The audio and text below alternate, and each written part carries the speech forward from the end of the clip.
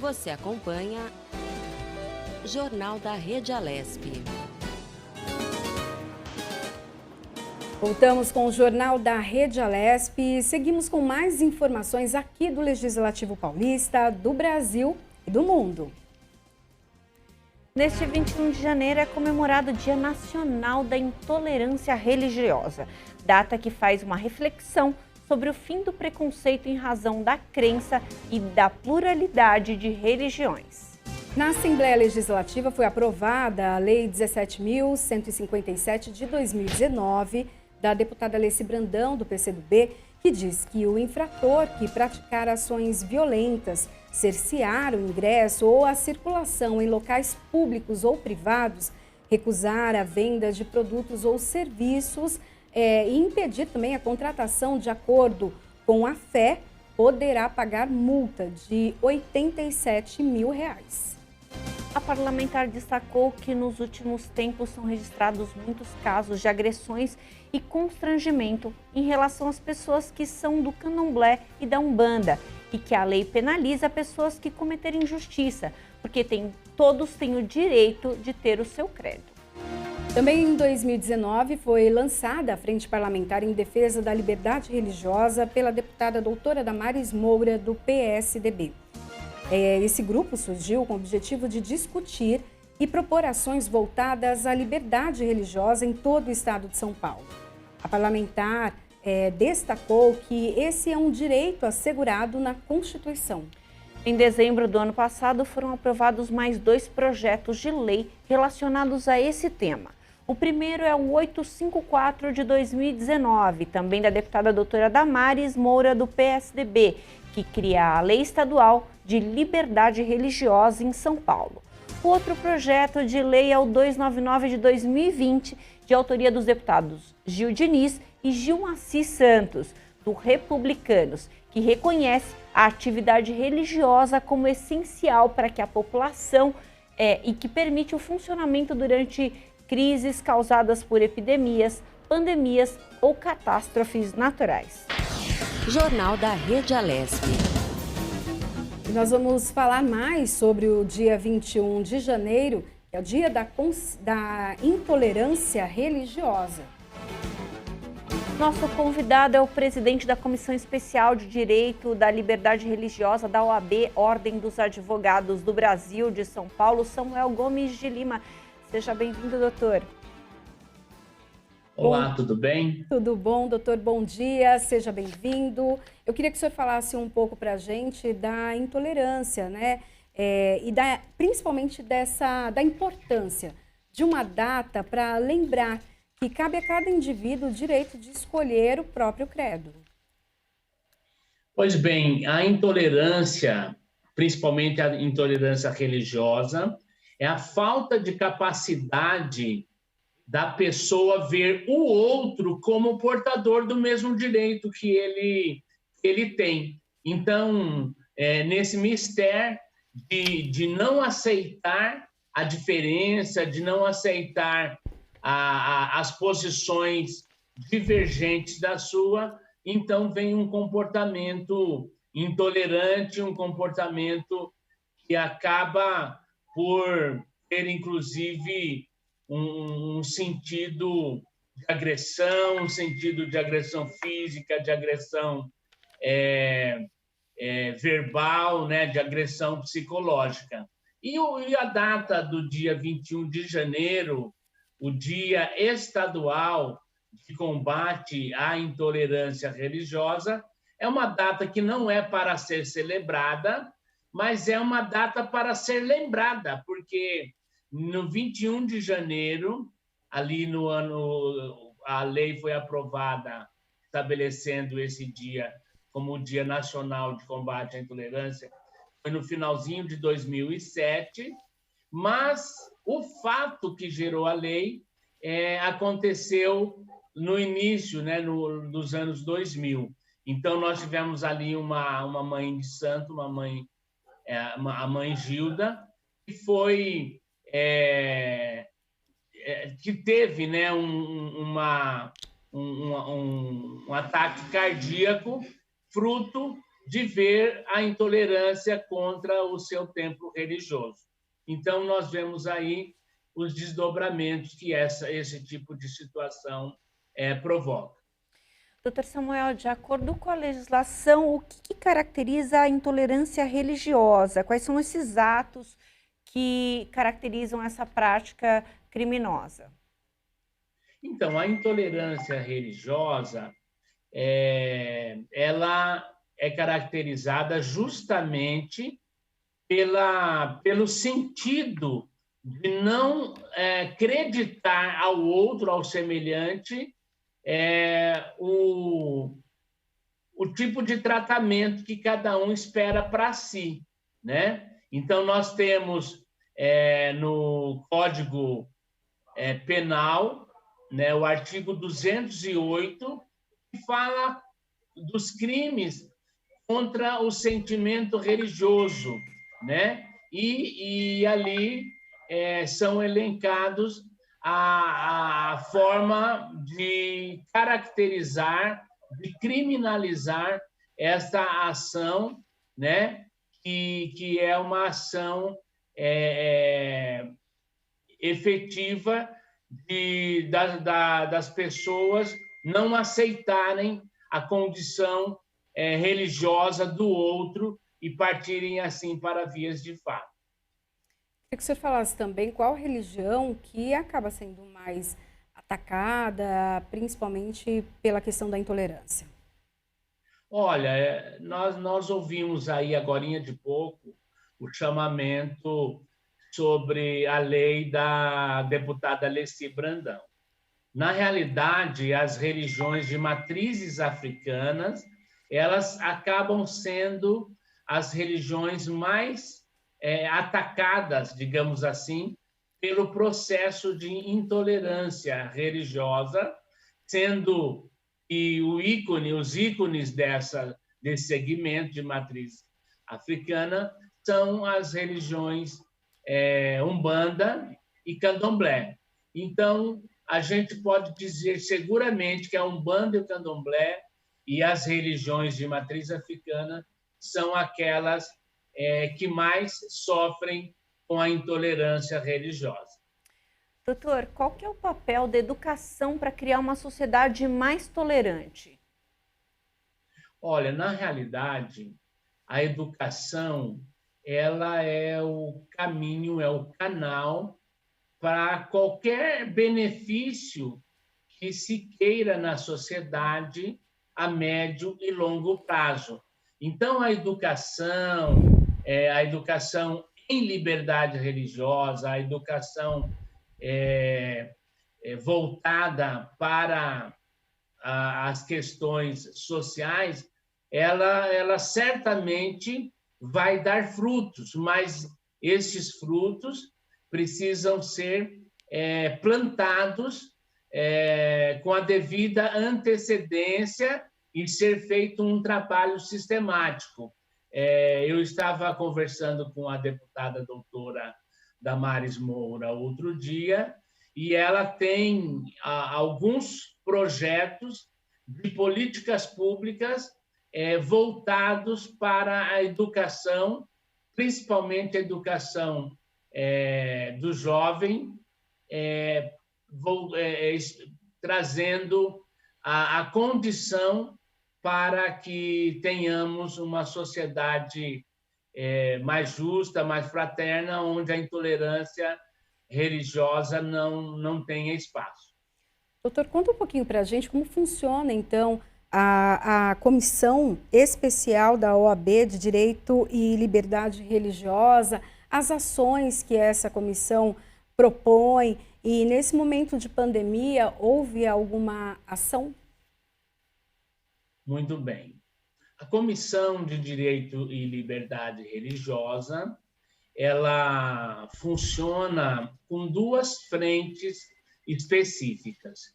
A primeira frente é justamente uma frente voltada para o âmbito da educação, para o âmbito da prevenção, que é uma frente onde nós estabelecemos, inclusive a semana passada eu encaminhei para a OAB um cronograma de eventos que acontecerão ao longo de 2021. Então, nessa primeira frente, nós temos aí a realização de eventos como fóruns, como simpósios, congressos.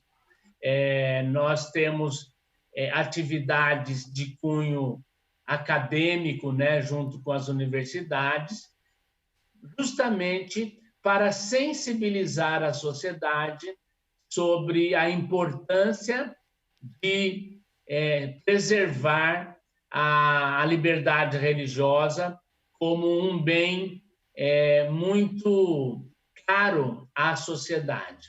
A outra frente, digamos assim, é uma frente voltada para ações pontuais. Nós recebemos, então, vários expedientes na OAB e a resolução desses expedientes demanda também a atividade dos participantes, dos colaboradores da comissão. Por exemplo, nós temos recebido pedidos de parecer sobre tombamento de prédio religioso no estado de São Paulo. Então, a OAB faz um processo, um expediente, e dá o seu parecer sobre essa questão do tombamento. Uma outra questão que é muito recorrente é a deliberação sobre a constitucionalidade de leis versando sobre liberdade religiosa. Então, nós tivemos aí algumas leis que buscaram, né, inclusive tivemos uma discussão muito interessante na cidade de Barretos, e ali, então, nós tivemos a oportunidade de manifestar o nosso parecer e tal. Então, essa segunda frente é uma frente mais voltada ao aspecto prático, inclusive a OAB, a Comissão de Direito e Liberdade Religiosa, participa em alguns processos que ela é chamada como amicus curiae. O que é amicus curiae? É um termo latino que significa amigo da corte. Então, ela vai se manifestar nos tribunais em assuntos do seu interesse, desde que seja chamada a essa manifestação.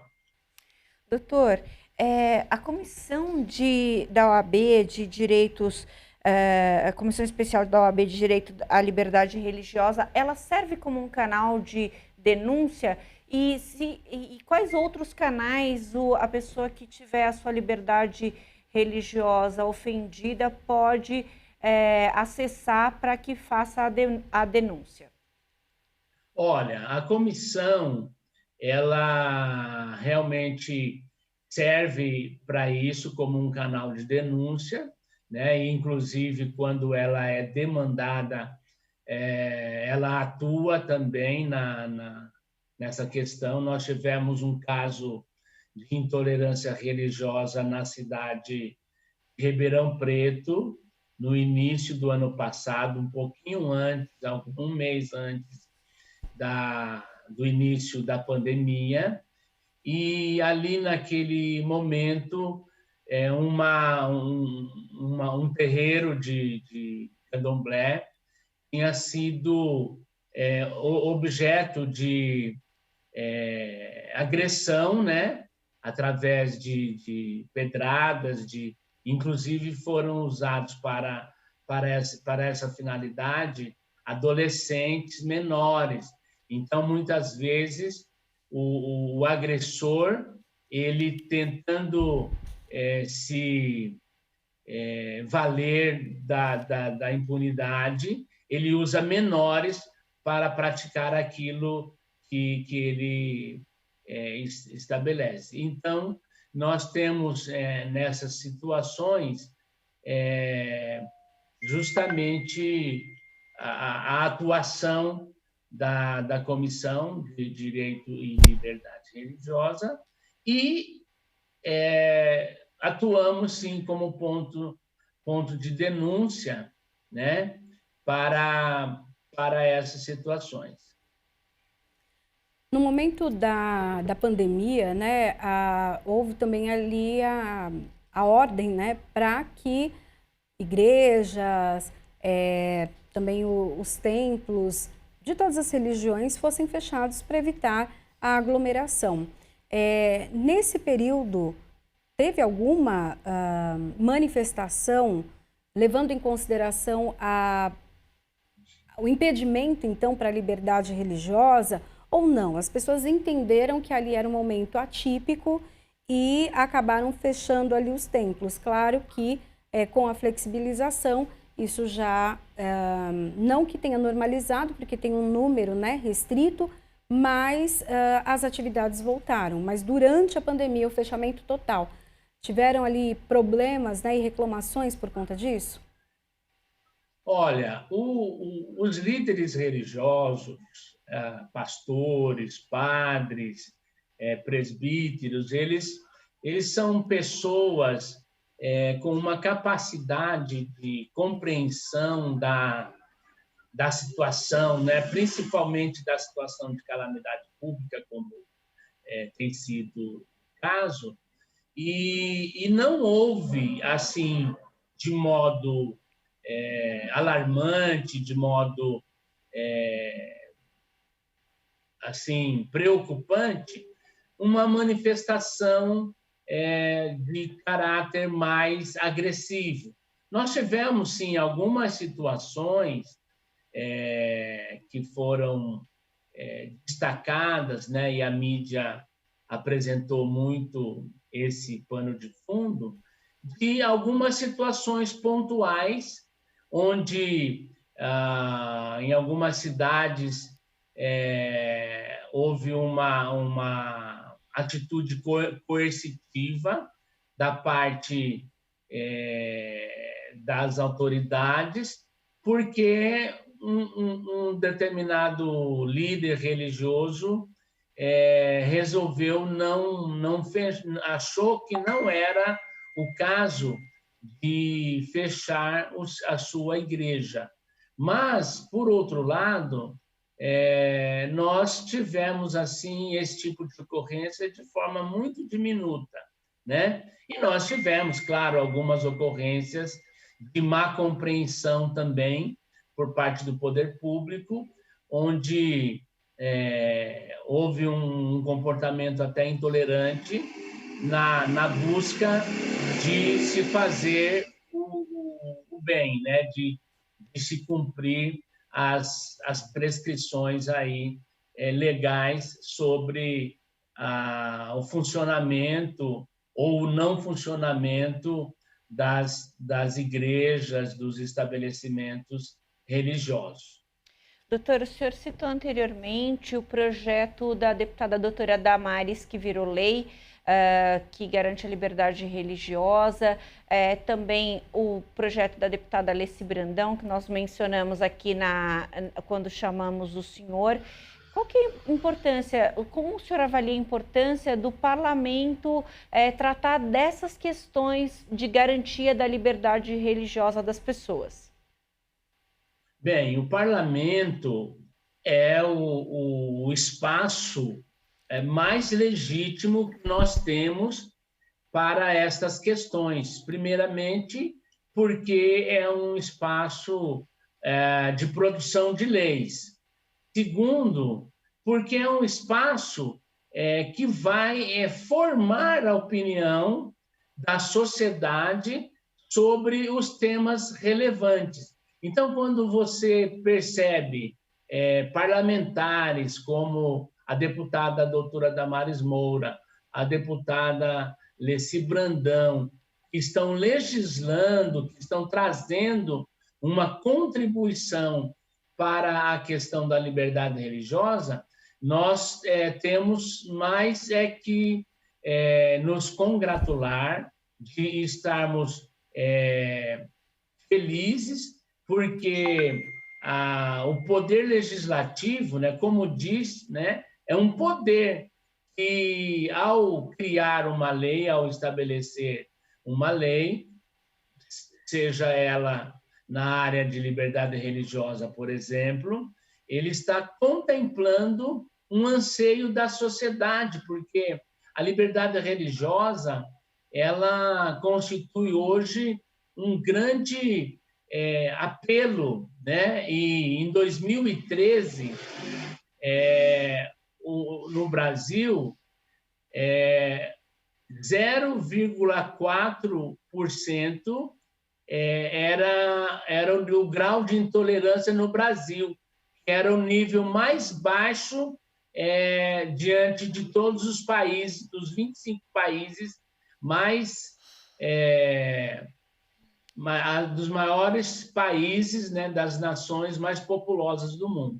Então, nós vemos aí a necessidade de se promover a liberdade religiosa e o poder legislativo, através de legisladores comprometidos com esta causa, eles, então, vão fazer esse papel, conforme foi mencionado, a doutora Damares Moura e também a deputada Alessi Brandão. Bom, nós queremos agradecer, então, a participação aqui no Jornal da Rede Alesp de Samuel Gomes de Lima, presidente da Comissão Especial da OAB São Paulo de Direito e Liberdade Religiosa. Muito obrigada. Muito obrigado, um prazer participar. Obrigada, ótimo dia. Bom, e nós seguimos aqui no Jornal da Rede Alesp, trazendo para você todas as informações aqui do Parlamento Paulista, do Brasil, do mundo, para que você fique atualizado. Olha, Joe Biden, de 78 anos, tomou posse nesta quarta-feira como o 46º presidente dos Estados Unidos, enfatizando a força da democracia americana. Em um trecho do discurso de posse, Joe Biden disse que, abre aspas, precisamos acabar com essa guerra incível que coloca vermelho contra azul, rural contra cidade, conservadores contra progressistas.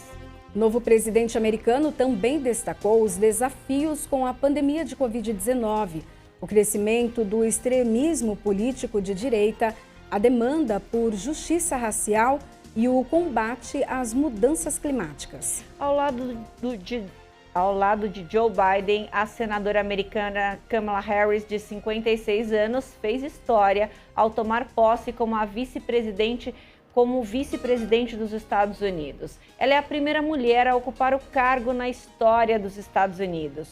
A cerimônia de posse aconteceu ao ar livre e sob forte esquema de segurança na capital americana. O presidente Jair Bolsonaro enviou uma carta ao presidente dos Estados Unidos, Joe Biden. O tom da carta, segundo interlocutores do presidente que tiveram acesso a ela, é que as relações entre o Brasil e os Estados Unidos sejam firmes durante a gestão Biden. Bom, e a gente viu, né, um forte esquema de segurança para receber e empossar o novo presidente dos Estados Unidos depois que o Capitólio americano foi ali invadido por apoiadores do antigo presidente, né, o Trump, que colocou em dúvida a votação e o resultado das urnas. Mas no final ele acabou então deixando o cargo e ontem, inclusive, não fez a posse, não passou ali, se diz o cajado, então para o novo presidente. Ele apenas se despediu das pessoas que trabalharam com ele durante aquele tempo e foi para a casa dele, eu acho que em uma ilha, uma coisa assim. Depois de assumir a presidência dos Estados Unidos, o presidente Joe Biden começa a colocar em andamento algumas medidas, entre elas políticas ambientalistas. Um assunto importante que nós vamos tratar agora com Alessandro Ozzoni, que é especialista em direito ambiental. Bem-vindo, Alessandro. As medidas adotadas pelo presidente americano podem refletir aqui no Brasil? Primeiro, bom dia. Realmente agora muda um pouco mais a tônica da questão, não só ambiental, mas como humanitária, direitos humanos, todas essas decisões acabam sendo alteradas. A questão ambiental agora ela passa para uma discussão mais séria, né? Tendo em vista que todas as alterações que o Trump fez, ele fez através de decretos, então não passou pelo Congresso americano, não passou pelo Congresso, então elas podem ser revogadas automaticamente pelo Biden. E que ele já começou revogando algumas ontem, e então provavelmente todas as ações que o Trump fez contra essa questão ambiental vão ser revogadas. E ele tem uma pasta, a questão da pasta ambiental é de extrema importância para ele, principalmente na questão de redução dos efeitos dos gases de efeito estufa, que praticamente aumenta a questão da poluição do ar, que mexe na questão do efeito estufa. Tanto que o primeiro passo é a volta para o Acordo de Paris, né? Até sobre isso eu gostaria que o senhor explicasse um pouquinho melhor para a gente o que significa esse Acordo de Paris e a saída, né, a sair desse acordo foi uma medida de Trump. Sim, na verdade, o Acordo de Paris, ele foi redigido, foi assinado praticamente com os países que praticamente representavam 55% das emissões de poluentes em todo o mundo, né? Então, isso foi em 2015, né? Então praticamente a ideia era que se mantivesse o aquecimento global inferior a 2%. Então, para isso, você tinha que fazer a redução da emissão de CO2. E com isso, basicamente, mexia nas matrizes energéticas, né? O próprio Obama demorou para entrar, ele entrou no final de 2016 e o Trump em 2017 saiu. Então, o problema todo da base americana é que a matriz energética americana, ela depende praticamente dos combustíveis fósseis, né, de petróleo, gás e carvão. Então, a mudança da sua matriz energética requer muito investimento e muita infraestrutura. Então, até o próprio presidente Obama, que era democrata, ele demorou para entrar, ele entrou bem no final de 2016, bem no final do mandato, mas a ideia do Acordo de Paris é que esses países signatários, ele praticamente reduzam as suas emissões de CO2, com isso não só na questão de matriz energética, mas também aderindo a políticas de redução. Uma dessas é a questão da Europa, que recentemente a gente teve um embate aqui no Brasil, que foi que as indústrias automobilísticas pediam a prorrogação do prazo do Proconv 8, que era a Euro 6, que era para a nova fase para a redução de emissão de poluentes na indústria automobilística, né? Doutor, a gente, apesar da posição contrária do presidente brasileiro a Joe Biden, o Brasil será impactado pelas mudanças nas políticas ambientais americanas? De certa forma, nós seremos impactados, o mundo será impactado, porque quando uma grande nação, quando o Trump fez essa antipolítica ambiental, automaticamente todas as nações do mundo se questionaram e acabaram também aderindo às suas políticas internas. A única que se manteve ativa foram os países europeus, né, que tiveram mantidas dentro da sua base política a questão da proteção ambiental. O Brasil será impactado também. Eu não acredito que nós sejamos assim, é mais uma questão de política internacional, mas o Brasil ele tem uma lição de casa muito bem, nós temos um cenário brasileiro ambiental muito diverso do americano. A nossa matriz energética, por exemplo, é uma matriz limpa, que são as hidrelétricas. A nossa base de uso de combustíveis fósseis, que são as termoelétricas, elas são muito baixas. Nosso parque eólico está aumentando, então nós temos uma política já de geração de emissão de poluentes que já vinha sendo reduzida. Eu acredito que a parte do acordo a única parte do acordo que nós podemos ser, que pode ser questionado, é justamente a questão da diminuição do desmatamento e a questão da reflorestamento, que são os dois itens, né? Eu acredito que essa seja o grande questionamento sobre a proteção da região amazônica e Pantanal e a Mata Atlântica, nossos biomas, inclusive o Cerrado. Até uma proposta de campanha, né, promessa de campanha de Biden, foi a ingestão ali de 20 bilhões de dólares em prol da floresta amazônica. Ali eu queria que o senhor falasse um pouquinho para a gente, uma liderança que não é brasileira pode interferir assim dentro do nosso país? Como que funciona esse acordo? Não, na verdade, o presidente Bolsonaro não está errado. A soberania nacional, a soberania do nosso território cabe ao nosso país.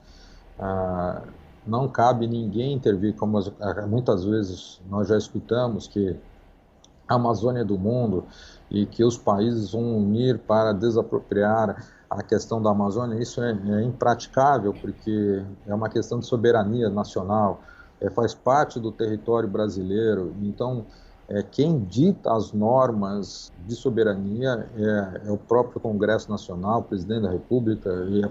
Então, não tem como ter uma intervenção direta, me obrigando eu a fazer determinadas coisas. Eu acredito que existem outras alternativas, por exemplo, que a gente possa usar esses recursos internacionais que são muito bem-vindos, mas sem fazer como nós fizemos no passado, que os recursos entravam no fundo e a gente tinha uma coobrigação imediata de fazê-lo. Existe a questão dos créditos de carbono, na verdade, esses países que queiram fazer, eles comprarão cotas dessas florestas e assim, como coobrigação, obviamente, será a manutenção dessas florestas. Não você fazer simplesmente um aporte e falar, a partir de agora, se eu não te der o dinheiro, você tem que fazer a manutenção das florestas. Essa questão briga muito com uma questão de soberania. Eu acho que esses acordos têm que ser muito mais discutidos e muito mais flexíveis nesse ponto. Lógico que por trás nós temos o benefício da proteção da questão da floresta, mas não como imposição de governo. Só para lembrar, o nosso agronegócio hoje no Brasil, ele já detém competitividade internacional, somente no mercado europeu, no mercado asiático, tudo por causa das nossas licenças ambientais que nós temos. Os nossos produtos são todos certificados com qualidade ambiental, por isso que nós já entramos nesse mercado e por isso que nós gozamos desse superávit de exportação na questão do agronegócio. Então, essa questão ambiental sobre dizer que as questões, vamos ter taxações, vamos ter obstáculos comerciais por essas questões, eu acho que, lógico, pode ser uma imposição do governo americano de colocar alguma barreira de alguns produtos que venham dessa origem, ou tentar colocar algumas restrições, mas aí a gente começa a entrar no mercado internacional e aí ele começa a ter um atrito entre nações. Eu acho que não é o perfil dos democratas. Os democratas, eles são muito diplomáticos nesse sentido, eles têm uma questão de harmonização das políticas internacionais, inclusive de suavizar essa imagem americana em relação ao resto do mundo. Eu não acredito que eles venham de uma forma tão agressiva para a economia brasileira e tão agressivo nessa questão. Eles vão vir com algumas exigências que a gente pode ser construído como pacotes ambientais que possam ser interessantes para o nosso país. Doutor, A gente sabe que a agenda ambiental está sendo levantada pelo Joe Biden desde a campanha. O senhor acredita que durante toda a gestão dele, ele vai permanecer com essa agenda em primeiro plano? E isso pode interferir em outras indústrias? Por exemplo, a indústria automobilística pode ser impactada por essa notoriedade da discussão ambiental? Então, por que eu fiz aquele apontamento que o Obama ele só entrou no final de 2003 no Acordo de Paris? Porque, diferente dos outros sistemas políticos, como aqui no Brasil, o sistema americano existe os lobbies da indústria. Então, a maioria das indústrias usa uma matriz energética obsoleta. Então, quer dizer assim, é um alto custo de infraestrutura para o governo americano. Então, ele teria que mudar toda a estrutura de produção interna e também de questão de infraestrutura para fornecimento de energia para essas indústrias e mudar o procedimento. Só os carros americanos trabalham com motor V12, V8, V6, são de alta combustão, alto consumo de combustível, enquanto nós usamos uma nova tecnologia vinda da Europa, que são os carros meio turbo, que existe uma redução maior nas emissões de poluentes. Então, quer dizer assim, a concepção da indústria americana, ela tem um peso muito grande. Eu acho que o grande problema do Biden na questão da agenda ambiental o país está em recessão, tem 20 milhões de desempregados, você vai ter um contraponto de recuperação econômica, tá? Que ele vai ter que fazer medidas para fazer a recuperação da economia, e para isso ele tem que ter os empresários industriais juntamente com ele. Ao mesmo tempo, ele não vai poder fazer um impacto tão drástico na questão da agenda ambiental, porque senão ele para o crescimento. Então, porque a questão da indústria, como eu falei, a indústria americana ela tem que ter uma reformulação total da sua maneira de produzir. Não digo das indústrias novas, mas as indústrias tradicionais americanas, a siderurgia, metalurgia, elas trabalham com sistemas muito obsoletos e que fazem grandes emissões de poluentes. Então, o Biden ele vai ter que fazer uma composição, sim, ele tem uma agenda ambiental fortíssima, ele vai cobrar do resto do mundo, mas só que ele também vai ter um processo muito difícil da adaptação dentro do seu país. Nós vemos que ao longo dos anos, os últimos anos, houve ali um fortalecimento nessa questão ambiental, falando em relação ao mundo todo. Durante a gestão Trump, isso foi abalado? Houve, então, um retrocesso em relação a isso? Isso refletiu também no mundo todo? Sim, na verdade, o Trump, ele cedeu, ele tinha que fazer uma recuperação econômica e tanto que ele conseguiu fazer esse milagre econômico. Até antes da pandemia, ele tinha uma situação econômica muito favorável, quase com pleno emprego, então ele conseguiu. Só que para isso ele tinha que dar instrumentos que dessem à indústria a capacidade de produzir. E uma delas foi tirar as barreiras ambientais que muitas vezes, para eles, no entendimento, trazem uma desconexão essa conversa de dizer que as barreiras ambientais travam o processo de crescimento econômico. Muito pelo contrário, você pode ganhar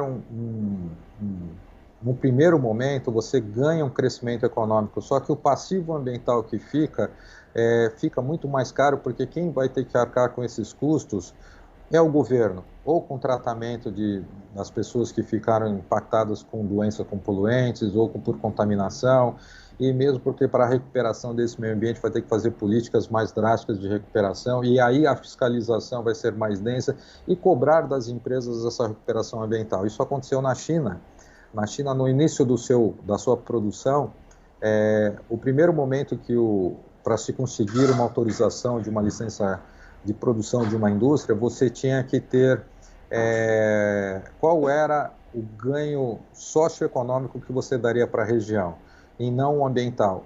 Quando eles conseguiram chegar no ganho no socioeconômico, eles perceberam que o dano ambiental foi praticamente chegou num dano tão grande que eles tiveram que fazer políticas de recuperação. Então, o que aconteceu nesse período foi sim um retrocesso, mas não é um retrocesso que vai custar caro. Essa fatura vem de uma certa forma. E quem acaba pagando, de uma certa forma, é o governo e o contribuinte, porque ele vai ter que, esse dinheiro para arcar com esses custos vem do contribuinte da parte de tributos.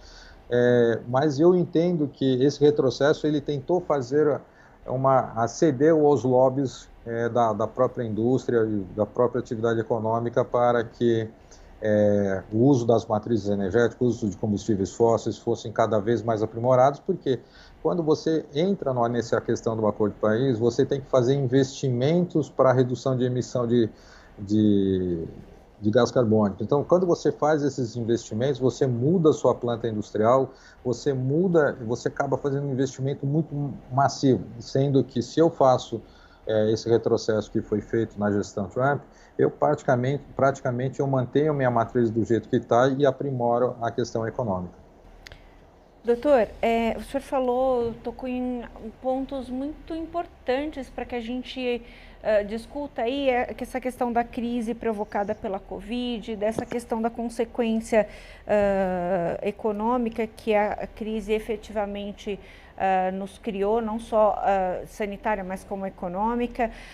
Com isso, essa questão ambiental se modificou, né? Foi ajustada a essa nova realidade, uma vez que outras prioridades entraram aí no rol de todos os governos do mundo inteiro. E aí, assim, a gente vinha... a discussão do Acordo de Paris, a discussão dos líderes era de investimento, como o senhor falou, nessas matrizes energéticas mais limpas, mais sustentáveis. Como ficaram essas pesquisas, esses investimentos? Eles reduziram ou eles foram paralelos a tudo que tem acontecido aí no mundo? O mercado europeu já está mais avançado nesse sentido, tanto que na questão da emissão de combustível, um sistema de transporte, que é a Euro 6, ele já está implantado já há muitos anos. Então, a redução desses poluentes já vem vindo de uma forma muito drástica. Mas as indústrias já têm a sua parte de investimentos. Essas indústrias que já estão nesses países onde a política ambiental é mais ativa, elas praticamente já estão implantadas. Nos países que necessitavam da implantação, inclusive um dos termos do Acordo de Paris é que os países desenvolvidos compartilhem tecnologias e investimentos para países subdesenvolvidos para a redução da emissão emissão de carbono. Então, isso com certeza se paralisou. Então, quer dizer assim, países voltaram para a sua economia para dentro, porque quase todos os PIBs se retraíram. Então, eu acredito que muitos países não repassaram verbas internacionais nesse sentido, a fim de desenvolver tecnologia, desenvolver países que estavam precisando reduzir essa matriz, ou mudar a sua parte da matriz energética. Eu acredito que isso não tenha acontecido, por causa da retração do próprio PIB do mundo e de cada nação. As empresas, por si só, elas tiveram por vários projetos políticos, não só no Brasil, mas como nas outras nações, tiveram benefícios de pelo menos manter o emprego. O objetivo foi a manutenção do emprego. Eu acredito que aquelas empresas que estavam em fase de implantação paralisaram, apesar da fiscalização ambiental estar ativa, mas eu acho que eles foram dados prazos, né? Tanto que em alguns cenários aqui no Brasil houve o prazo, ele foi paralisado, então os processos praticamente não andaram. Então significa que isso quando você paralisa os prazos, significa que você dá uma chance da empresa sobreviver. Os processos deveriam ser andados em paralelo, sim. não acho que eles têm que ser paralisados, porque uma vez que você continua produzindo, você tem que continuar fazendo esses investimentos. Mesmo porque se você tem a sua empresa gerando um dano ambiental, mesmo numa crise pandêmica, se você não fizer, a não ser que você feche a sua empresa e não corra risco de contaminação, é uma coisa, mas se ela continua produzindo, você continua poluindo, você continua criando dano ambiental.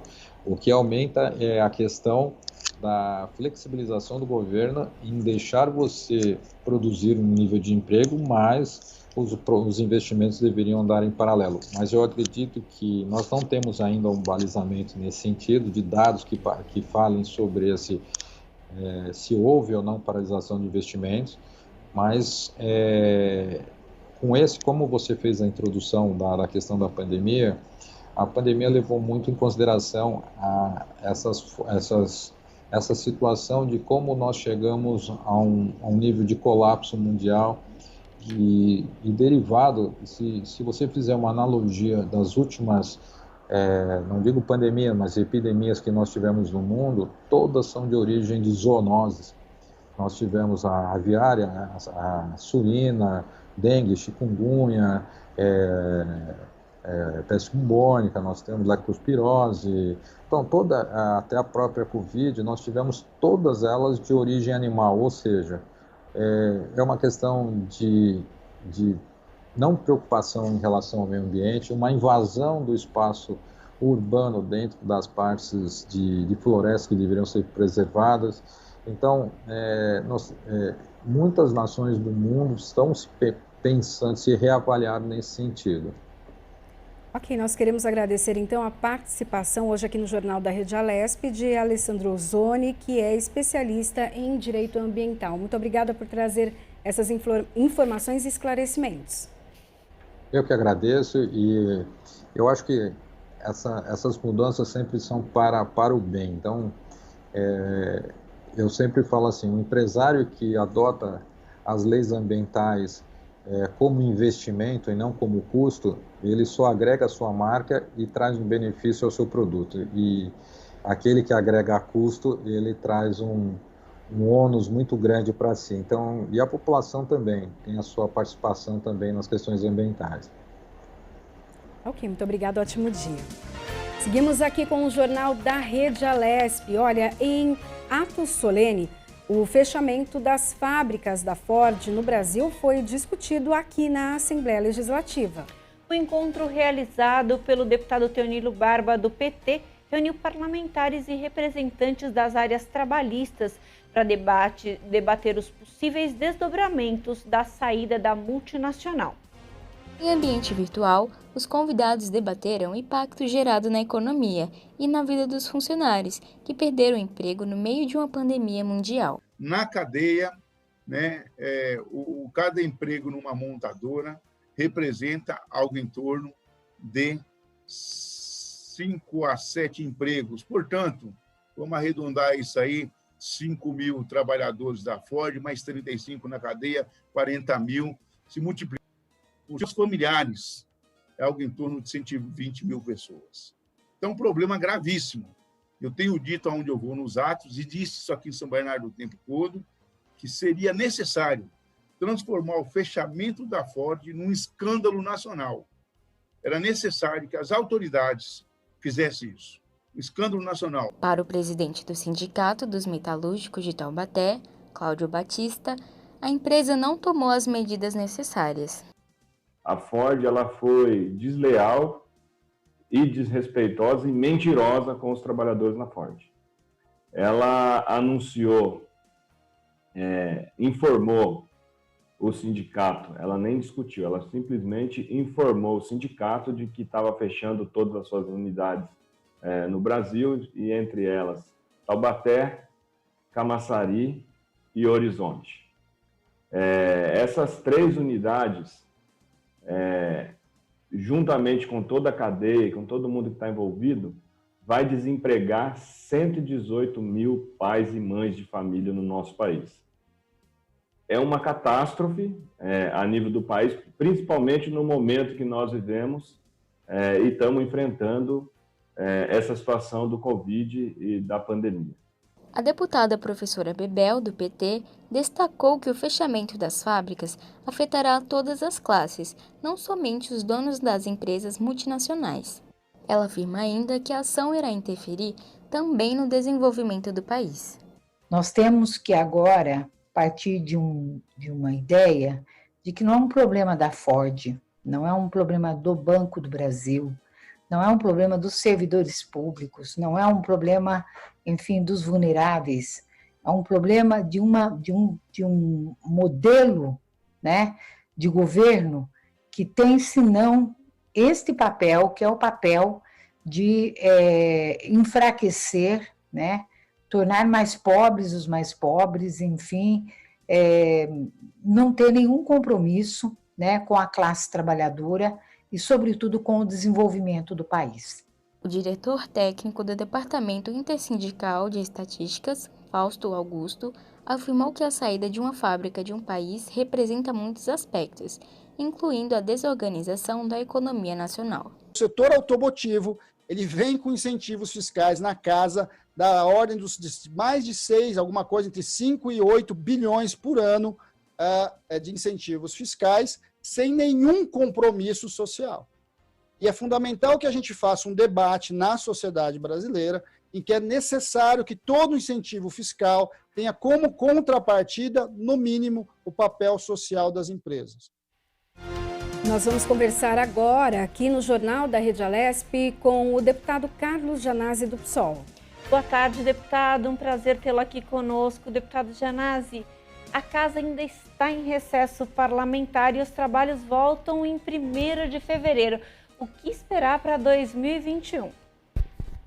Olha, a nossa grande luta hoje em São Paulo e no Brasil, primeiramente, é pela vacinação, né, de todo o povo brasileiro, principalmente aqui do povo do estado de São Paulo. Essa vai ser a nossa grande luta, vacina já, vacina para todos e para todas. Em segundo lugar, nós temos que lutar imediatamente para que haja o auxílio emergencial, porque nós estamos vivendo já a segunda onda da Covid-19. Essa onda é muito monstruosa, nós estamos vendo o que já acontece em Manaus, no Pará, e isso vai acontecer também em vários estados, e sobretudo aqui em São Paulo e no Brasil inteiro, e vai ter que ter de novo lockdown, vai haver com certeza uma restrição para toda a população, e tem que ter auxílio emergencial, até porque a população está totalmente abandonada, sem recursos. Então,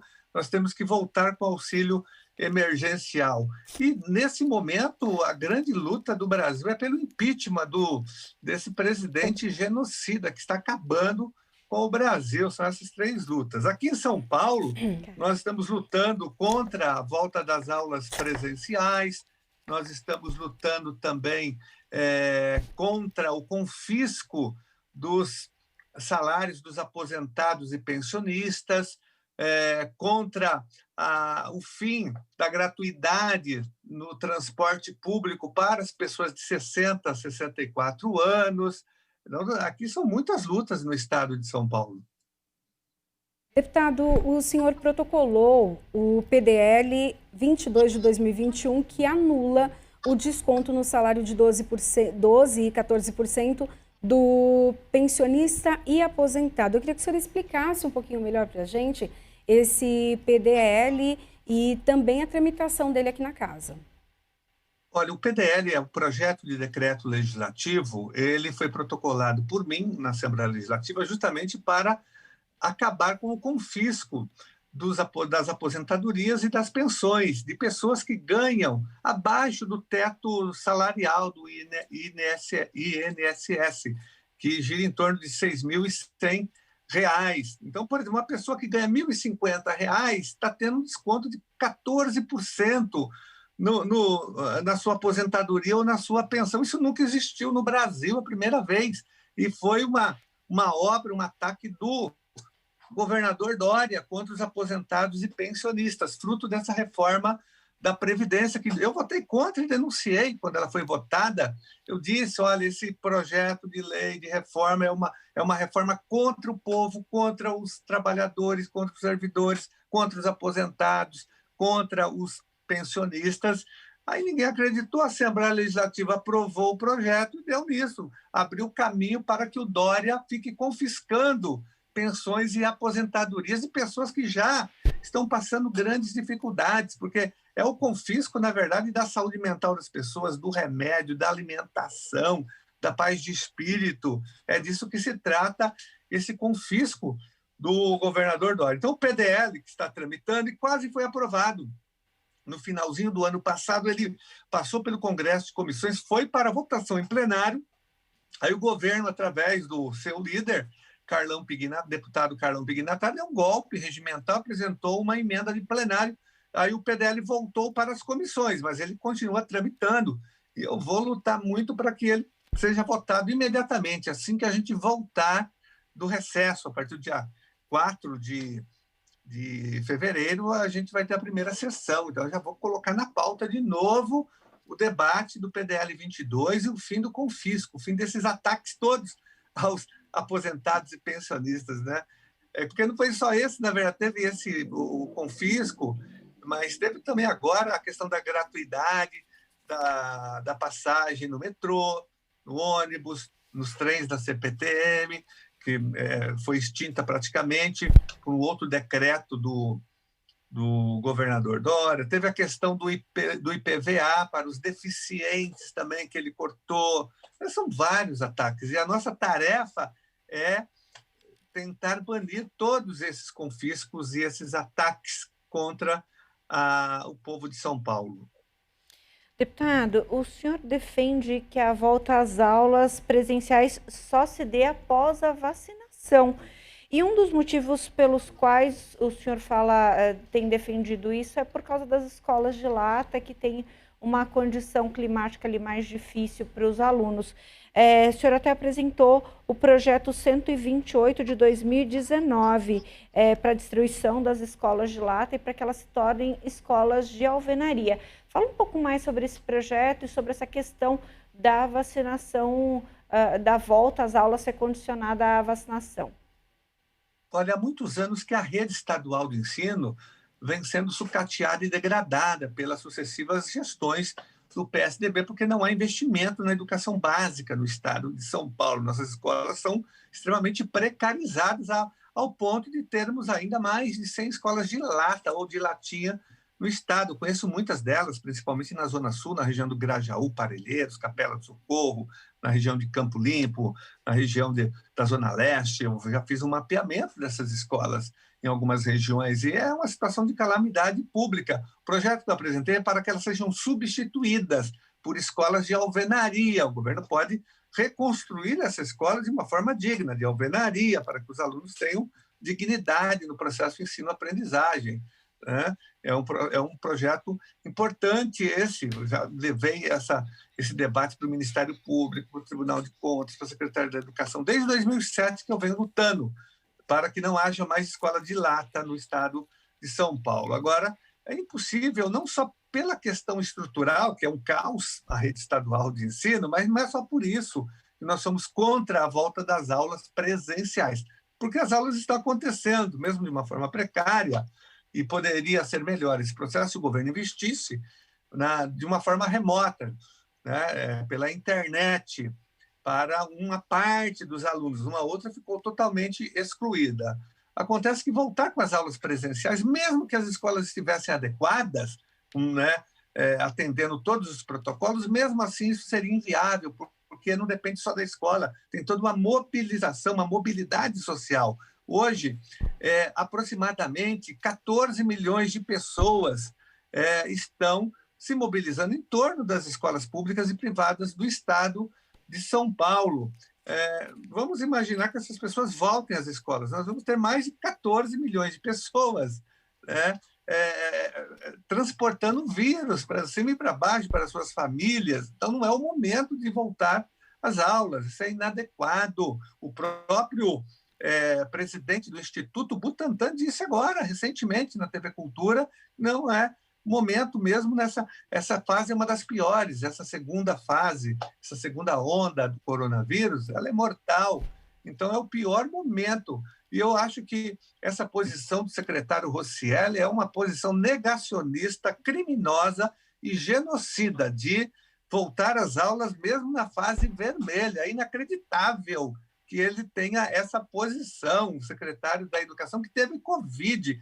Isso eu tenho certeza que é para atender os interesses econômicos de setores da economia do Estado de São Paulo e também das escolas particulares, que estão fazendo lobby para que haja volta às aulas, porque estão preocupadas muito mais com a mensalidade do que com a saúde dos alunos. Então, é repugnante essa posição do Dória e do secretário da Educação. Eu já protocolei uma ação popular, junto com o vereador Celso Gianazzi, no Tribunal de Justiça, que está sendo analisada para que não haja volta às aulas, para que essa determinação seja suspensa na rede estadual e também na rede municipal de ensino. O vereador Celso Gianazzi tem ido nas escolas e visto a gravidade da situação. E os pais não estão enviando os filhos para as escolas agora na recuperação. Então, é um verdadeiro fracasso, porque a sociedade também tem medo disso, não é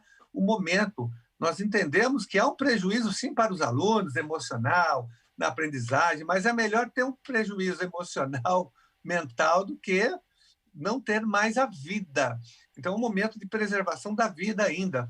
Era para a gente ter saído já dessa pandemia há muito tempo. Porém, os governos não investiram, o governo Bolsonaro é negacionista, está aí, né? A situação do Brasil hoje é que virou um pária internacional, uma vergonha para o mundo todo. O governo não investiu, aliás, foi o grande aliado, o Bolsonaro foi o grande aliado do coronavírus no Brasil e, com certeza, responsável por uma boa parte dessas mortes. E aqui em São Paulo também, o Dória diz que defende a ciência, né, que segue as orientações da Organização Mundial da Saúde, dos especialistas, mas é mentira. Ele negou a pandemia agora, antes das eleições, para beneficiar o Bruno Covas, todos viram isso, e tem atacado a ciência sistematicamente. Olha só a situação do Instituto Emílio Ribas, lá, totalmente, quase todo privatizado, a situação, tentou tirar dinheiro das universidades, aprovou o projeto agora de redução de 30% do orçamento da FAPESP, né? Tem várias alas de hospitais sendo fechadas no estado de São Paulo, eu já fiz essa denúncia também, não tem investimento, retirou 600 milhões do orçamento da saúde pública, enfim, então é um governo hipócrita e demagogo, e marqueteiro também o governo aqui de São Paulo. Deputado, a bandeira, né, que o senhor sempre defende, a questão da educação. E desde 2007, né, o senhor tem um projeto que fala sobre colocar um limite do número de alunos dentro das escolas, né? Esse, inclusive, é o projeto de lei 517 de 2020, até que volta aí com uma reformulação. Eu queria que o senhor falasse um pouco disso, que é uma preocupação muito grande, né? Eu estudei em escola pública e me lembro que mais de 40 alunos dentro de uma sala de aula pequena, muitas vezes sem um ventilador, uma janela ali que não trazia uma ventilação e um professor para cuidar dessa turma toda. Queria que o senhor falasse um pouco disso. Não dá para ter uma educação de qualidade com tanta gente dentro de uma sala. Exatamente. Se já era grave a situação antes da pandemia, é uma luta histórica nossa de reduzir o número de alunos por sala, na verdade, acabar com a superlotação de salas da rede pública e da rede privada também de ensino, porque você falou em 40, mas tem sala que até hoje tem 50 alunos. Aqui no estado de São Paulo, inclusive, em escolas da rede estadual. Então, é uma situação gravíssima, e essa é uma luta histórica do Magistério Nacional, reduzir o número de alunos. E nós temos aí um número que é mais ou menos um consenso, que haja no máximo 25 alunos por sala, pelo menos no ensino fundamental e no ensino médio, na educação infantil. Tem que reduzir mais ainda, para que haja um mínimo de qualidade de ensino. Porém, agora com a pandemia, essa questão ela se tornou mais grave ainda, e não há a mínima possibilidade de voltarmos a uma escola com 35, 40 alunos por sala. No pós-pandemia, haverá e deverá, obrigatoriamente, de haver a redução dos alunos. Nós temos que construir mais escolas, distribuir melhor os alunos nos bairros. Aí o governo estadual tem que reabrir escolas que ele fechou, né? Por exemplo, eu fiz um mapeamento, já acionei o Ministério Público, aí eu fui agora recentemente numa escola fechada do Estado, o Estado não reformou até agora, na região do Grajaú, ali na região do Parque Brasil, Jardim Castro Alves, tem uma escola lá fechada, ela foi desativada, interditada pela Defesa Civil, mas não foi reformada até agora. Eu me refiro aqui à escola estadual Chácara das Corujas, está lá fechada e precisando ser reaberta. Até agora são 5 anos de fechamento da escola. As escolas de lata que foram incendiadas e não foram ainda reconstruídas, como a escola estadual Hilda Kifuri, que fica na região ali do Jardim São Bernardo, da escola Renata Menezes, que fica na região de Parelheiros, Marcilac, que também está fechada, não foi reconstruída após o incêndio. No Recanto Campo Belo também tem uma escola que era de lata, não pegou fogo, foi desativada e não foi reconstruída até agora. Então, o governo tem que fazer um novo mapeamento das escolas para que não haja sala de aula com mais de 25 alunos e reestruturar do ponto de vista arquitetônico as escolas, garantindo ventilação, arejamento. É uma nova realidade. No pós-pandemia também a gente vai... Porque o vírus veio para ficar, infelizmente, mesmo com a vacinação, a gente vai demorar muitos anos para resolver essa situação e há previsões de que outras pandemias virão, porque o capitalismo ataca cada vez mais a natureza e é isso daí que cria, né, o contato do ser humano com o vírus. Já tem explicações científicas dando conta disso. Então, nós vamos conviver com outras pandemias. E a escola tem que se adaptar à nova realidade. Não pode mais ter um número excessivo de alunos por sala, no máximo 25 alunos. Por isso que eu quero aprovar esse projeto ainda neste ano de 2021, para preparar a rede estadual de ensino para esse novo momento. Deputado, o senhor entrou com ação contra o governo do estado e a prefeitura para garantir que os profissionais da educação entrem na primeira fase da vacinação. Como é que está o andamento desses processos? Qual a expectativa com relação a essas ações impetradas? Olha, nós estamos reivindicando exatamente isso. Já que o governo exige que os professores voltem ao trabalho não, às aulas presenciais, porque os professores nunca trabalharam tanto como nessa pandemia, trabalhando em casa, o professor virou youtuber, o professor teve que dominar as tecnologias, o professor trabalha dia e noite, não tem mais horário, né, porque são muitas exigências da diretoria de ensino, da Secretaria da Educação, da própria escola, enfim, a burocracia continua existindo e o professor atende os pais, atende os alunos pela internet, o professor está trabalhando muito mais. Agora, já que o governo, né, quer obrigar, em fevereiro, que os professores voltem ao trabalho, ele que vacine todos os professores e todos os alunos e todos os servidores da educação, quadro de apoio escolar, os gestores, todos devem ser vacinados. Antes daí dá para discutir a volta, né, com segurança sanitária, dadas as condições ideais para a volta, com segurança, de fato, com vacinação antes da volta, aí a rede volta, sem dúvida nenhuma, mas com essa segurança. Nós estamos pressionando o governo para colocar os profissionais da educação também como uma prioridade no processo de vacinação, para que haja a volta às aulas presenciais. Essa é uma condição. Então, por isso que o nosso lema é: sem vacina não haverá aulas presenciais no estado de São Paulo. Deputado, o senhor iniciou, inclusive, essa entrevista trazendo para a gente a questão, né, também dos idosos, né? Tanto a questão, então, né, seja ali de impostos e descontos e a gratuidade também no transporte público. Eu queria que o senhor falasse um pouco sobre isso, o impacto disso na vida dos idosos, dos aposentados.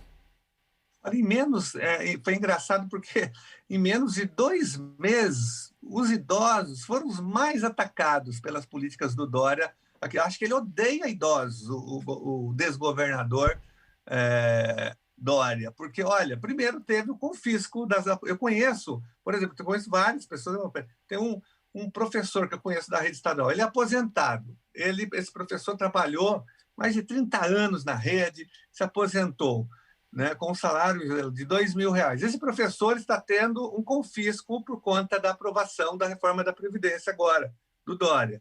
Esse professor, ele é deficiente e ele perdeu o desconto do IPVA por conta também da aprovação daquele PL 529 do Dória, que foi aprovado, que nós votamos contra. Esse professor, que tem mais de 59 anos, tem 60, ele vai ter que pagar um valor a mais do IANSP, que teve um aumento também. O 529 aumentou o valor do IANSP. Agora ele vai pagar não 2%, mas 3% esse professor. E ele perdeu a gratuidade, ele não pode mais andar gratuitamente no metrô, na CPTM, nos trens da MTU, e nem aqui em São Paulo, porque o Bruno Covas fez o mesmo com o transporte público municipal. Os dois se uniram contra os idosos, contra a terceira idade, Dória e Bruno Covas. Então, esse professor de 60 anos, aposentado, foi atacado 4 vezes. Veja a situação desse professor, que é a situação de milhares de pessoas hoje no estado de São Paulo. É um crime de lesa humanidade o que o Dória está fazendo, e o Bruno Covas também. Deputado, voltando um pouquinho à questão da vacina, ontem a Prefeitura lançou um decreto, a gente até já mencionou isso aqui pela manhã com o deputado Vinícius Camarinha, que obriga os pais a apresentar o cartão de vacinação dos filhos atualizado para que a criança possa fazer a matrícula, né? A matrícula ou a rematrícula. Isso vai ajudar a melhorar o quadro de vacinação de uma maneira geral. Essa é uma medida que, obviamente, vai ajudar com relação à Covid, mas não é só para a Covid. Tem outras vacinas que serão incluídas aí, que precisarão ser atualizadas. Essa é uma medida que é importante, né, para que, por exemplo, doenças como sarampo e outras não voltem a incidir aí sobre a população. Queria saber do senhor se o senhor vê isso como uma proposta interessante também para o estado de São Paulo.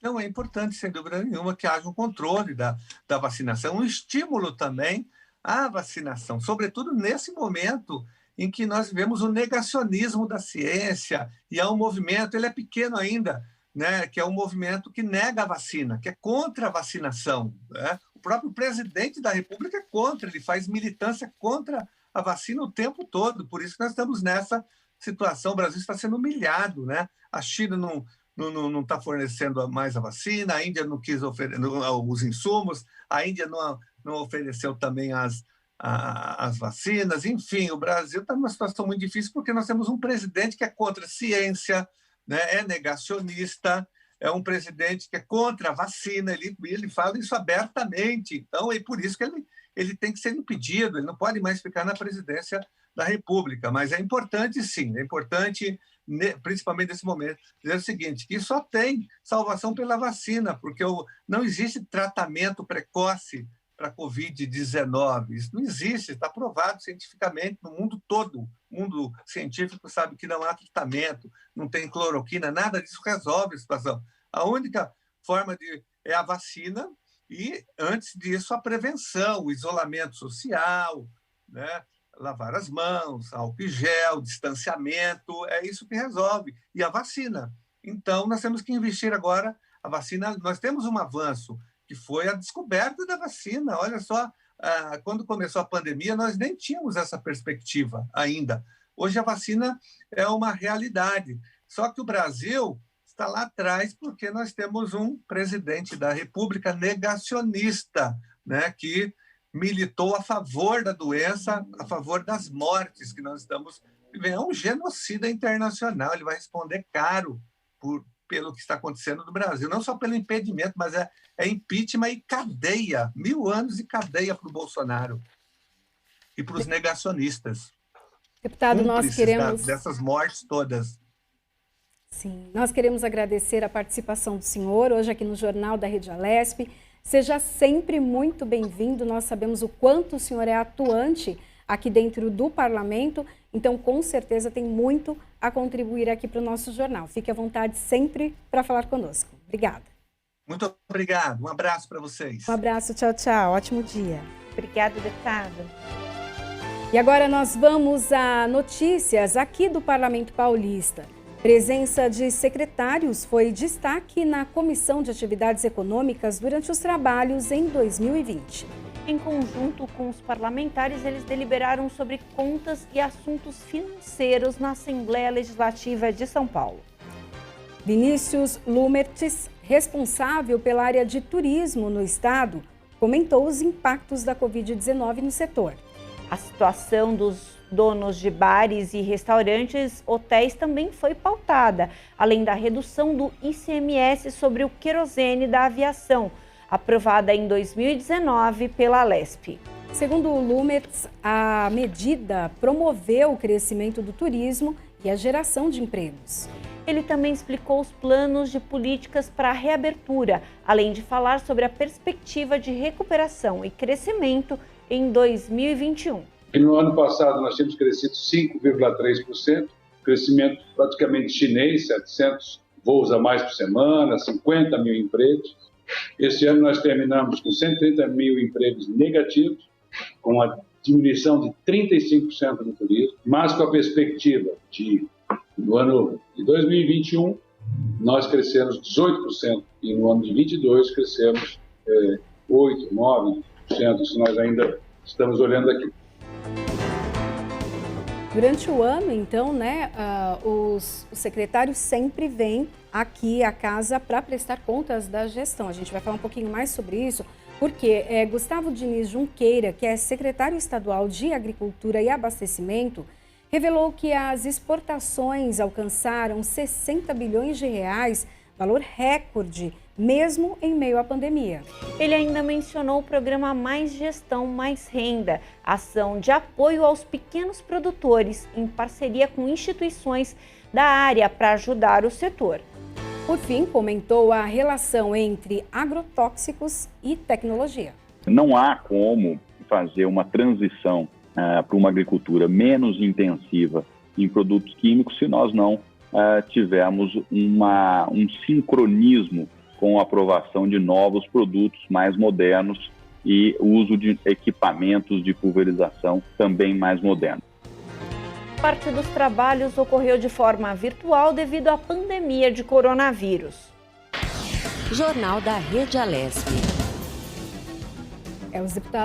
Os secretários participaram então das reuniões e os deputados puderam também questionar todos os secretários em relação aos relatórios apresentados, Durante toda a pandemia, os secretários de Estado continuaram o trabalho das suas pastas, tentando ali equilibrar, não deixar que a peteca caísse para passar por esse período. E o interessante é que a gente viu que alguns setores, algumas pastas, acabaram até batendo recordes ali em alguns determinados produtos, segmentos, nesse momento de pandemia.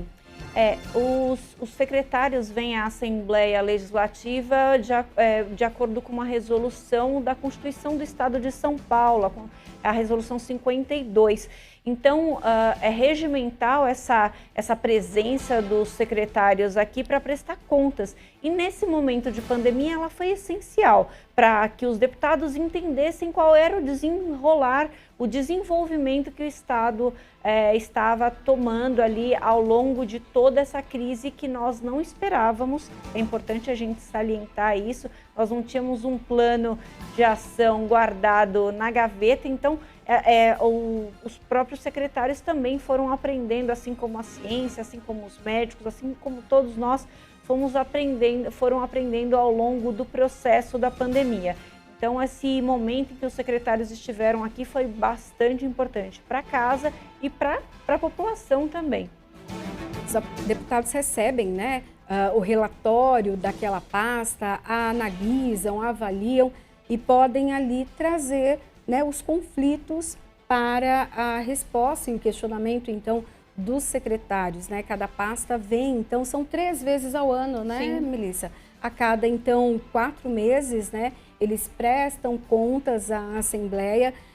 A Assembleia é um órgão fiscalizador também, então, acaba pegando esse material, verificando e ali achando, né, alguma lacuna, podem então questionar os secretários, né? O que a gente notou, tanto eu quanto a Melissa, nós cobrimos muito as reuniões em que os secretários participaram, e o que nós percebemos é que todos, né, todas as pastas, por mais distantes que estivessem até do enfrentamento à Covid, sofreram um impacto, porém todos criaram estratégias, né, para poder passar por esse momento e continuar o trabalho em benefício à população do Estado.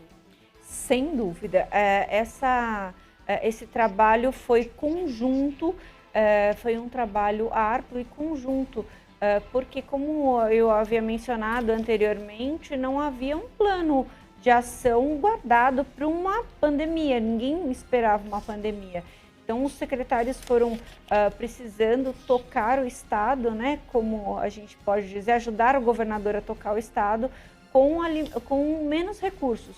Porque a gente tem que lembrar aqui que, por exemplo, quando os deputados votam o orçamento, eles fazem uma previsão da arrecadação do Estado e das despesas. No ano passado, nós tivemos uma queda de arrecadação em função da pandemia, do isolamento social e de uma série de fatores. E os secretários precisaram lidar com essa falta de recursos, com esse menor recurso aí ao longo do ano. Então, colocar todos os projetos para funcionar foi uma tarefa muito difícil e que eles apresentaram aqui para a Assembleia Legislativa nesse ano de 2020. Verdade. Bom, e a Melissa trouxe então o assunto da Covid-19. Covid, a gente já lembra da vacina, né? Nós vamos falar um pouquinho agora que teve um incêndio nesta quinta-feira no Serum Institute of India, maior fabricante mundial de vacinas, de acordo com imagens da TV local. A imprensa indiana disse que a produção de vacinas contra a Covid-19 não foi afetada.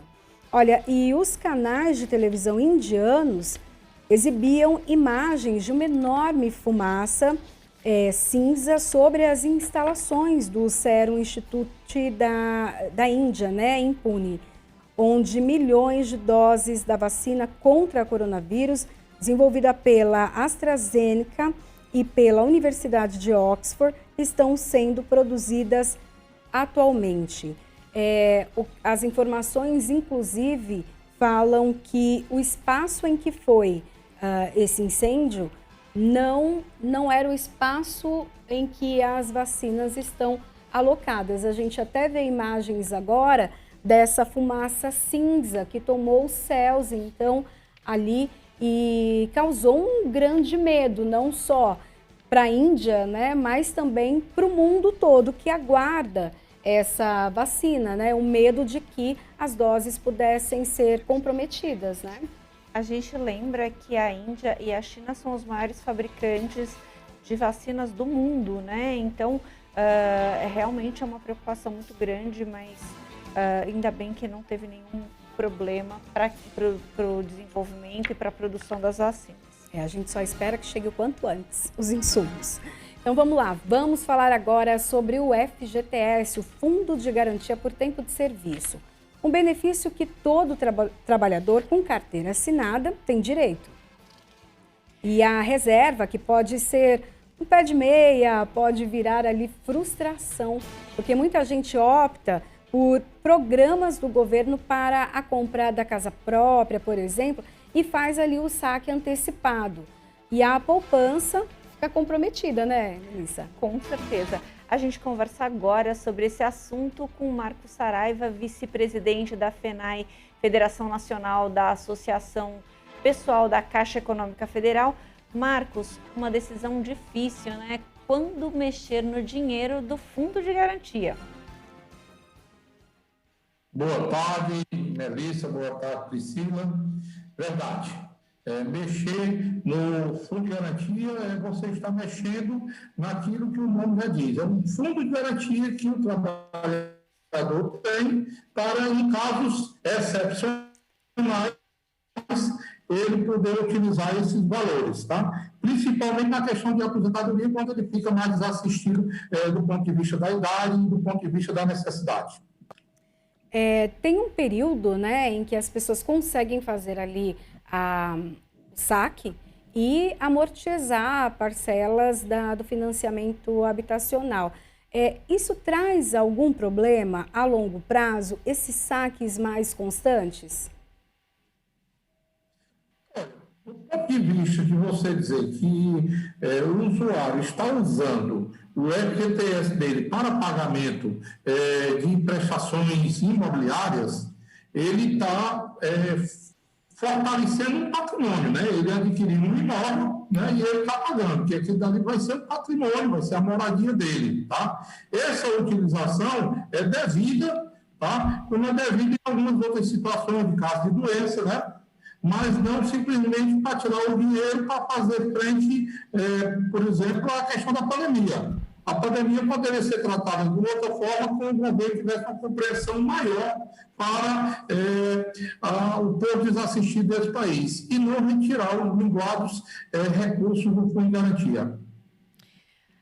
Qual foi o impacto das retiradas para o auxílio emergencial no ano passado? Olha, vamos tratar o impacto, tá? De uma forma de dizer que as pessoas que tiram e recebem o dinheiro, no primeiro momento eles estão achando que fizeram um bom negócio, tá? Até mesmo porque dinheiro na mão possibilita que o camarada tenha até um sorriso no rosto. Mas o impacto disso na questão da estruturação do país, né? O Fundo de Garantia, por exemplo, ele financia a construção civil nesse país. E a construção civil é uma geradora de empregos que nós temos no país. O saneamento, nós temos o Minha Casa Minha Vida, por exemplo, que ele é feito baseado em quê? Em recursos do Fundo de Garantia. O impacto desses valores retirados neste momento é gigantesco de todos os pontos de vista, tá? Agora, em termos de número, tá? Eu posso lhe dizer que para cada 100 mil que foi sacado, tá? Que foi sacado 42 bilhões, tá? Ele representa para cada 100 mil uma moradia popular que deixou de ser feita, tá? Que deixou de ser financiada dentro do sistema do Fundo de Garantia. Você falou desse setor, né, que é tão importante para a economia do país, que é a parte da construção civil. Mas existem outras áreas também que recebem ali recursos vindos, então, do FGTS? Sim, com certeza. O recurso do FGTS, ele financia a infraestrutura desse país, a mobilidade, a energia, portos, aeroportos, transportes, saneamento, habitação, tá? Toda essa infraestrutura desse país perpassa por valores que são os recursos do Fundo de Garantia que são aplicados para o desenvolvimento. O Fundo de Garantia tem esse princípio de ser uma reserva do trabalhador, mas, ao mesmo tempo, um agente financeiro de desenvolvimento do país. Não simplesmente esse dinheiro ficar sendo usado da forma como o governo está usando agora, de saque de aniversário, de repasse, onde ele vai esvaziar o fundo e vai prejudicar muito o desenvolvimento, a economia e o emprego desse país. Marcos, até quando o FGTS suportará essas retiradas e o que poderia ser feito para não causar um impacto tão grande nesse período de pandemia, uma vez que o número de desempregados aumentou consideravelmente? Bom, é difícil fazer essa conta, né? Mas sabe O governo, sem planejamento estratégico, realmente ele não vai conseguir nem manter o fundo de garantia, nem vai conseguir manter a economia de pé, nem muito menos emprego e nem muito menos os benefícios que o FGTS traz, que já foi aquilo que é a infraestrutura do país. É o emprego, é a construção de moradia. E daí a gente vê o impacto, né, também da pandemia, tanto com as retiradas, muitas pessoas também que perderam o emprego. Eu queria que você falasse um pouco, então, desse valor. Teve impacto a diminuição de entradas, né, já que saiu tanto dinheiro aí para a recuperação do país. E também tem a questão das fraudes, né? As fraudes impactam muito, pessoas que não tinham direito a receber benefícios do governo e acabaram conseguindo. Eu não vou entrar nesse mérito da questão das fraudes, tá?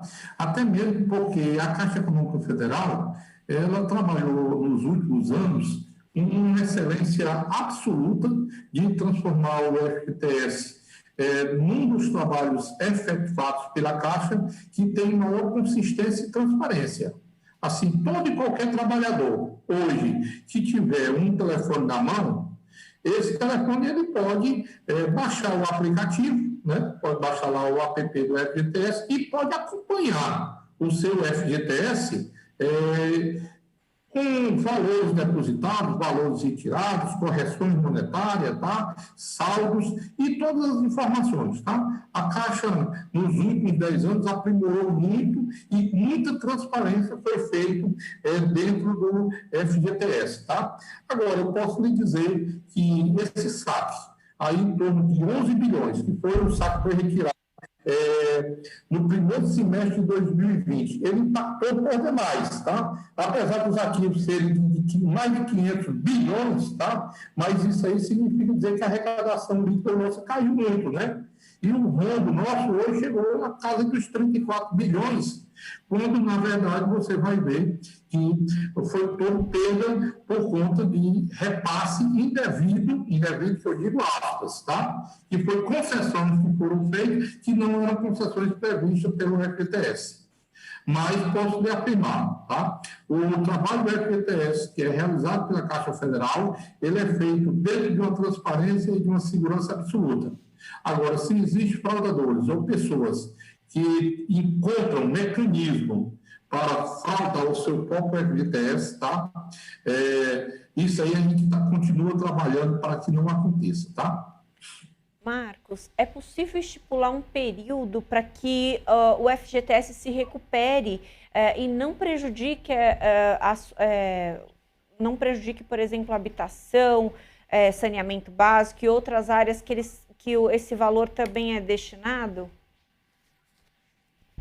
Olha, não dá para prever, tá? O que dá para dizer é que precisamos urgentemente estancar esse modelo feito pelo Paulo Guedes e feito pelo governo Bolsonaro, tá?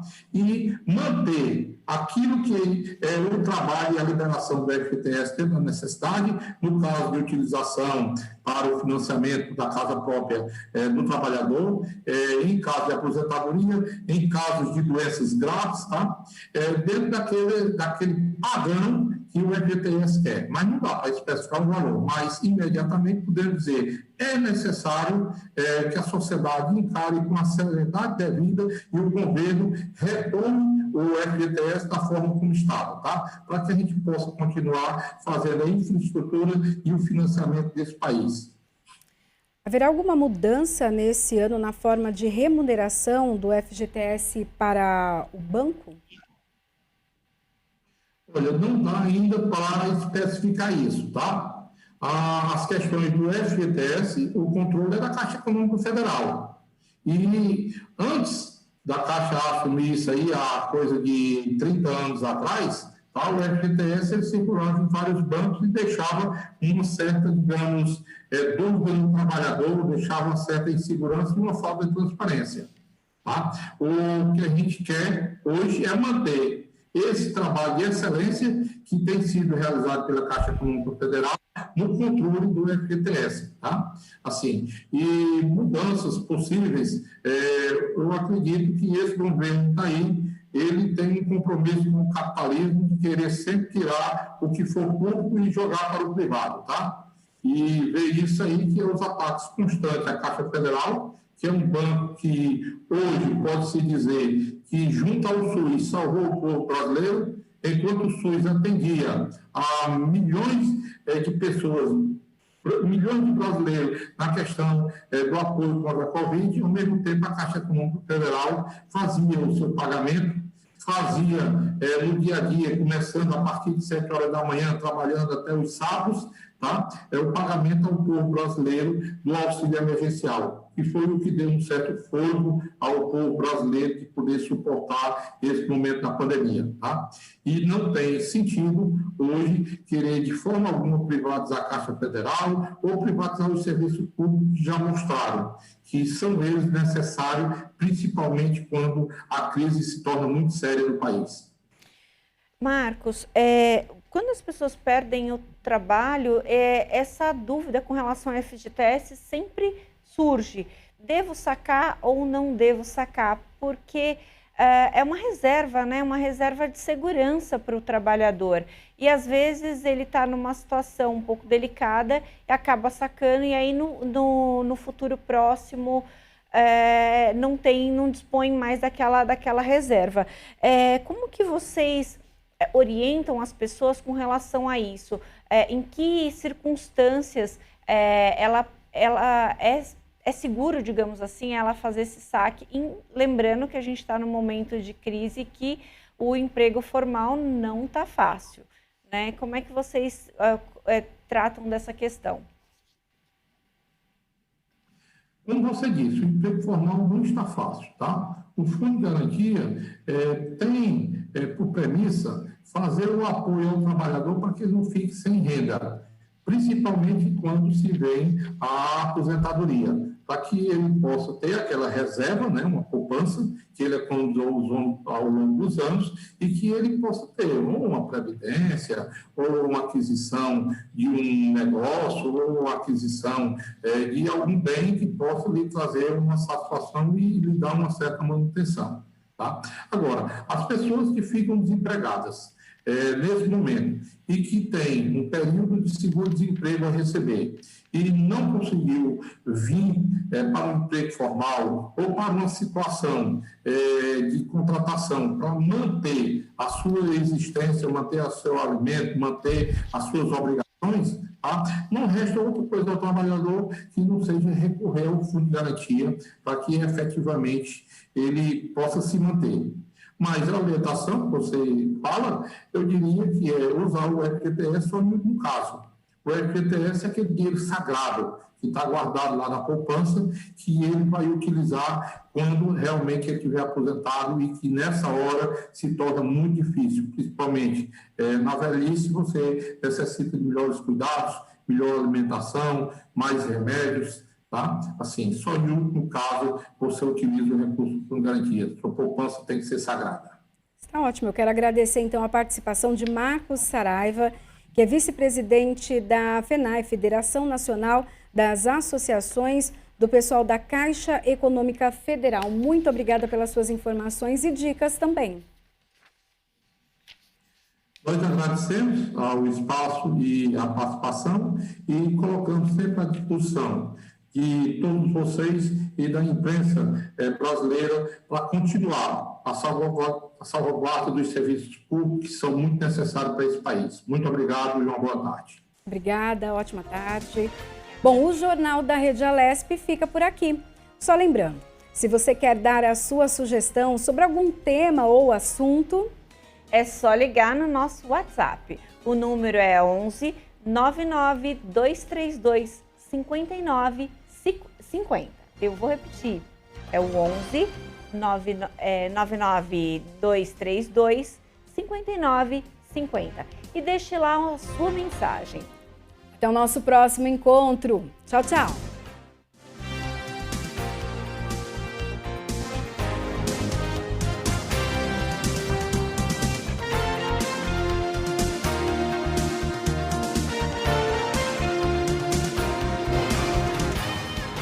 Você acompanhou o Jornal da Rede Alesp. Tudo sobre o Legislativo do Estado de São Paulo.